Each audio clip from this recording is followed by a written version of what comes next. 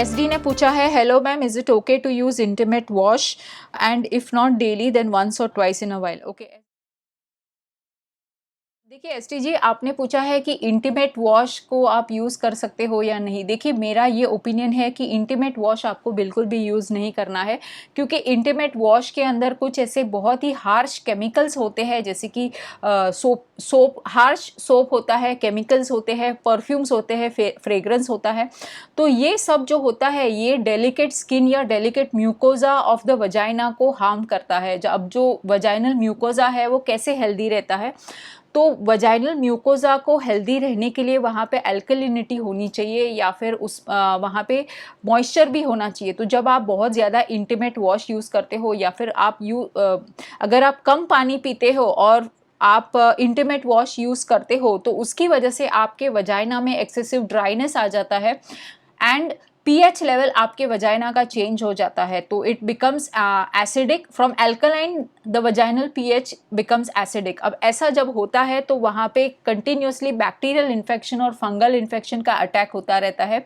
Yeast infection होता है, ये बहुत कॉमनली देखा जाता है। और वजाइनल ड्राइनेस की वजह से वहाँ पे इचिंग होती है, पेशाब में जलन होता है, तो ये सब चीज़ें हो सकती है।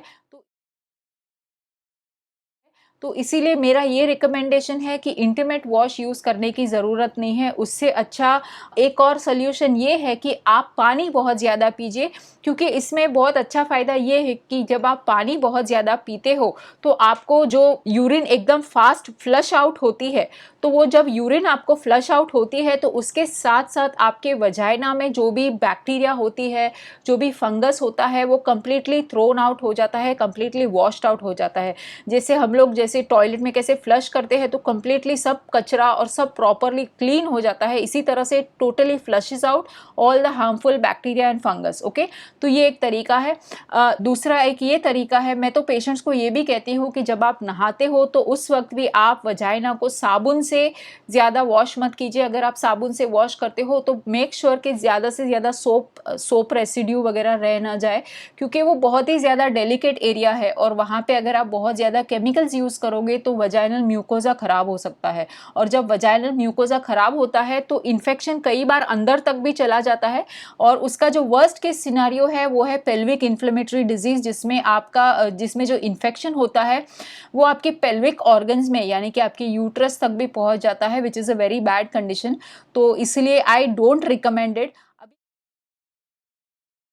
अभी कौन से केसेस में रिकमेंड किया जाता है, देखिए अगर आप बहुत ज़्यादा स्वेटिंग करते हो, एक्सेसिव स्वेटिंग होता है, और आपके वजाइनल एरिया में से बहुत ज़्यादा बैड स्मेल आ रही है और बहुत अनहाइजीनिक कंडीशन, या फिर आपको बार बार आपके पैंटीज चेंज करने पड़ रहे हैं, तब आप इंटीमेट वॉश यूज़ कर सकते हो। वो भी आपको वंस या twice a day he use करना है।